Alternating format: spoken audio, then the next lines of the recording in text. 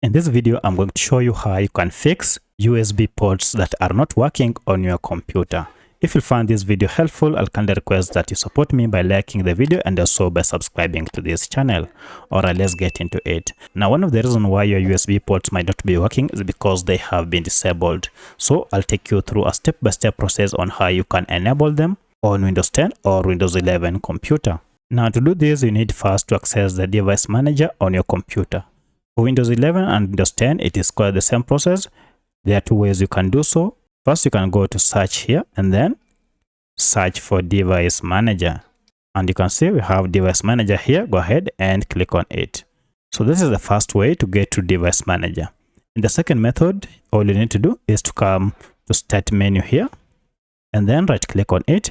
And you should be able to see this option called device manager. Go ahead and click on it. And this will open the device manager panel. Now under this, look for the option called universal serial bus controllers, and here it is the last option. If I go ahead and toggle under it, you can see I have quite a number of USB ports on my computer. However, if you check carefully, you can realize that this one has been disabled, and that's why it is not functioning. So to enable it, all you need to do is to right click on it, and then you'll see this option called enable device.